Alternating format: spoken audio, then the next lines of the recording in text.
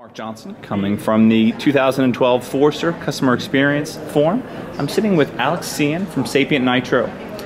Alex, nice to meet you. Nice to meet you, Mark. With the advent of social, mobile, and other emerging technologies, how do brands effectively engage their audience in this challenging and very dynamic marketing environment? So I focus exclusively on the banking sector within SapientNitro, and for banking clients, this is a particular problem. And the main reason is because banking itself requires a conversation. So it's an industry that has historically been very grounded in a lot of physical interaction and development of a relationship with customers via conversation. So when you're moving to an increasingly digital world, social, mobile, and different ways of customers' interaction, how do you have a conversation in a world that looks like that?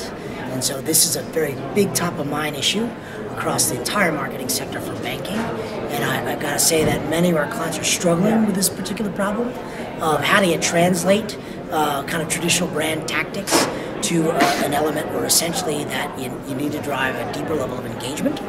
And to us, that really requires this different kind of thinking about the way those interactions on those channels happen.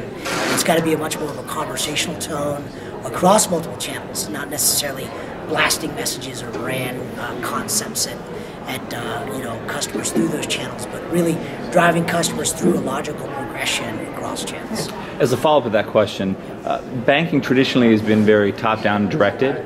When you get to loyalty, customer centricity, customer engagement, there's a belief in a pull, kind of bottom-up strategy. Why do banks struggle with that, truly listening, engaging, kind of that new marketing paradigm that's out there? Yep, again, it drives down to this need for physicality in the center of the branch as sort of that notion within banking is where all of the customer interactions happen. So if you've had a traditional world where everything was essentially drive big brand messages, telemarketing, direct sales, direct mail, that's all geared towards triggering branch interactions, essentially. That's the entire ecosystem of how the banking marketing model works. Now, when you flip that on its head, when telesales no longer works, big brand messages don't work with the trust environment we have now, and nobody opens their mail, then how do you drive people to the branch, which nobody people visit anyway? So it really is kind of this unique challenge within the banking sector of how to engage customers via digital channels and establish a relationship paradigm in channels where they've traditionally been self-service and really looking at efficiencies. Great, thank you. What is the biggest opportunity for marketers, i.e. bank marketers, in the next 3 to 5 years? I really think it is exactly that. I think there's going to be a bank out there that will slash its traditional marketing budget or what it thinks of as marketing. So it's buying a logo on a stadium, sending a ton of mail, and having a bunch of people in a call center call you during dinner.